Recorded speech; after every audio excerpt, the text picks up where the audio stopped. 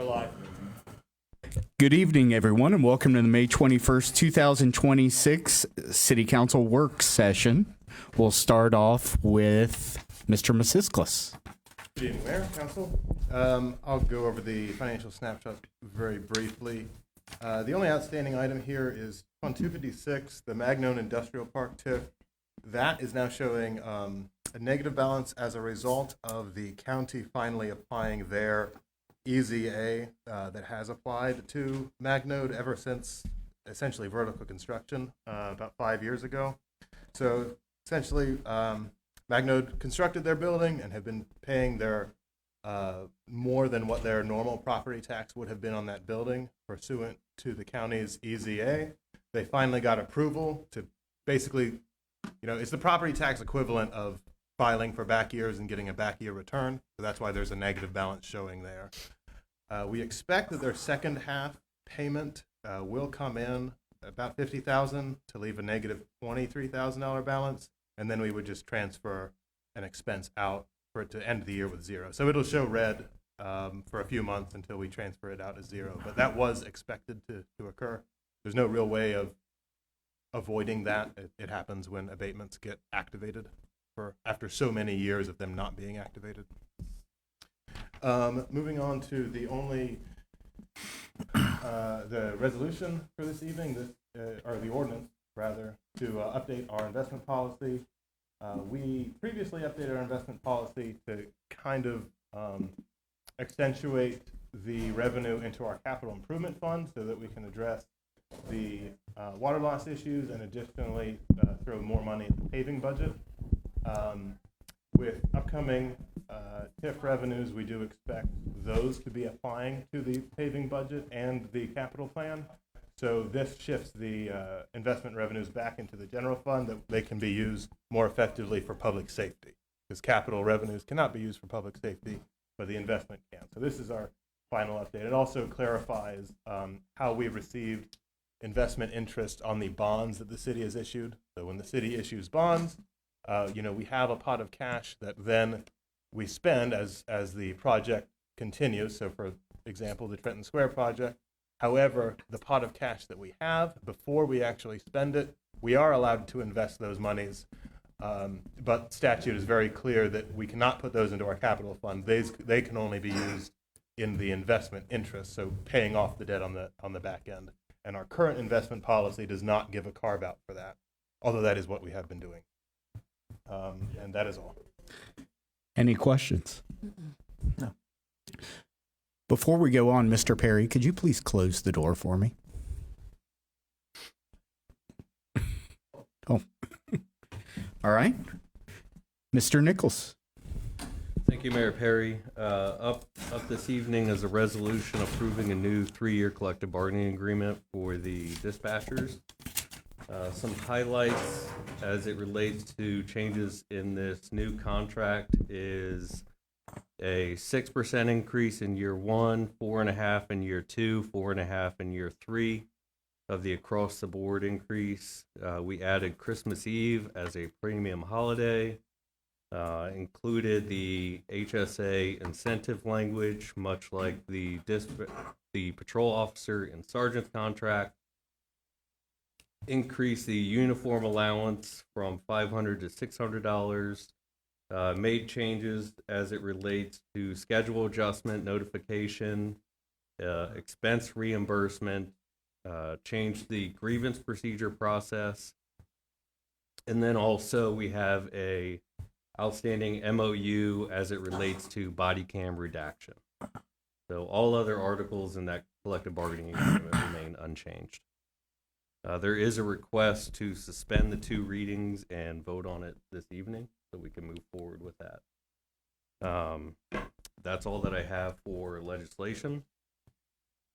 I do want to give some project updates. As it relates to Trenton Square, the municipal building, the precast panels are completed. Structural steel has begun. The water main loop is connected and the testing passed. The conduits are being installed, and there will be soil samples being taken of the final bioretention layer of the basin surrounding the building. As it relates to off-site improvements, traffic pole foundations are completed, traffic pole conduits are in place. The turn lane islands are complete on the north side. The city sidewalks on the north side are almost complete. The sidewalks and the ADA ramps on the south side of State Street are being installed at Edgewood Drive. That's kind of what you've seen today with kind of a little bit of the lane shifts. As it relates to the splash pad, the sidewalks around the splash pad are complete. Shade structures and benches have been delivered to the site. Grinding of the splash pad is next, followed by 2 layers of epoxy. And then once city staff reviews and make sure that we're comfortable with that top final layer, then the water structures will be installed after that point. As it relates to the elevated water tower, the concrete pedestal pour, first one is completed, and the next pour will be at the end of the week, weather permitting. The pedestal is what the actual storage tank attaches to up on top. So there are 37 more pours scheduled to get to that point. So again, this is a pretty tall water tower. You should see upgrades at Founders Park, the electric. Those have been happening this week, so that's good news. The service director and fire chief met and have a designated location for the Safe Haven baby box at the fire station. So we're moving forward with that project. As it relates to the missing sidewalk on Hamilton Trenton Road, we did some research, found that there's roughly 1,000 linear feet of sidewalk missing, and staff is looking at quotes and getting that information. So we'll be able to move forward on that. Additionally, Home Avenue ball field dirt, I know this was something that was brought up and discussed. We've obtained the quote, we've got the vendor set up, and now we're waiting on everything to dry because we've been told they won't mix that dirt if it's wet. So we're waiting on it to dry, and once things are dry, they'll mix it, and we can get that over at the ball field. So that's all that I have as far as those project updates. I do have a request to go into executive session to consider confidential information that is directly related to a request for economic development assistance under any provision identified in the Ohio Revised Code 121.22 subsection G8, or that involves public infrastructure improvements or the extension of utility services that are directly related to an economic development project, as necessary to protect the interests of the applicant or the possible investment or expenditure of funds, public funds, to be made in connection with the economic development project, and to confer with legal counsel. I have a question about the sidewalk. I gotcha. My fault. So the question I have about the sidewalk is, even after we pour, there's going to be a considerable amount that's in the township that isn't poured, correct? Correct. So we're going to be in the same, the walkers will be in the same situation once they leave Trenton city limits. Correct. So is there a way we can get with the township? And just for safety, I think that even if we have to pour it, we should go ahead with it, because I've talked to them before and had meetings before about this, and they mentioned a lack of funds. But at this point, I think we're in a position that we could just ensure the safety of kids walking from Trenton to the school. Okay. I'll need to have a conversation with Nick and our service director to make sure we're good with working outside of the city limits and how that would work. Yeah. 'Cause actually, it would probably be mostly our citizens using it. Yeah, even though it actually goes into the township. There's very few residences from the city limits to the school, so most of them would be coming from Trenton. I don't disagree with that at all. I just want to make sure that we've got that Yeah, covered from. have to do it from that legally, side. but Yeah, we can't just go out and start pouring in the township. All right, do we have any other questions? I have a question on the baby box. Do we know what location that was decided on that? I do not know the specific location. I was told that it was on the north side of the building.